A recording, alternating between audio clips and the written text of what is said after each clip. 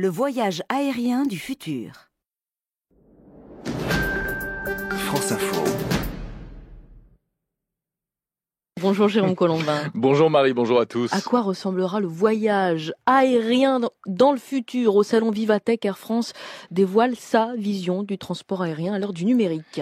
Oui, et Marie, le transport aérien, aujourd'hui, il faut bien l'avouer, c'est quand même souvent plutôt synonyme de contraintes, de contrôle de sécurité compliqué, de confort limité, surtout en classe éco, de surréservation, etc.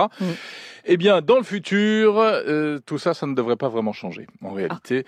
Merci, au revoir. Voilà, désolé. En revanche, ce qui va se passer, c'est intéressant, c'est que l'on va aller vers plus de dématérialisation. Par exemple, on pourra bientôt, et ça c'est quasiment fait, recevoir sa carte d'embarquement par Facebook Messenger.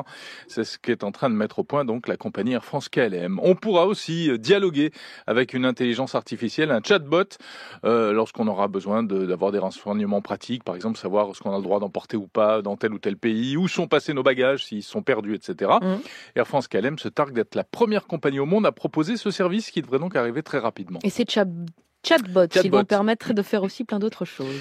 Oui, ils pourront, par exemple, gérer aussi les problèmes de retard d'avion. Exemple, vous avez un souci, un avion annulé, retardé, etc. Eh bien, selon que vous souhaitez rentrer chez vous en taxi ou dormir dans un hôtel près de l'aéroport, eh bien, plutôt que de faire la queue à un guichet, vous prendrez votre smartphone et vous pourrez dialoguer avec un assistant virtuel. Ça devrait aller beaucoup plus vite. Dans un futur lointain, l'intelligence artificielle pourra même, éventuellement, vous enregistrer automatiquement sur un vol de remplacement. Par exemple, si vous avez un problème à la correspondance. Mais on n'en est pas encore là. Et puis l'avantage d'un chatbot, Marie, c'est que si on n'est pas content, on pourra l'insulter copieusement.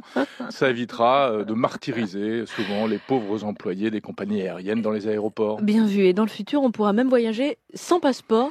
Oui, grâce à la biométrie et notamment à la reconnaissance faciale. Alors pour cela, eh bien, très vite d'ailleurs, une version évoluée du système PARAF, vous savez le système PARAF, c'est le système de contrôle de police automatisé par empreinte digitale, il devrait évoluer, on va aller vers de la reconnaissance faciale. C'est déjà en test en fait à l'aéroport de Roissy à certains endroits, mais pour l'instant il faut encore montrer le passeport papier. Dans le futur, on pourra peut-être et probablement, on l'espère, s'en passer complètement grâce au smartphone, grâce au Selfie ID, une photo de soi-même sur smartphone qui fera office de pièce d'identité authentique.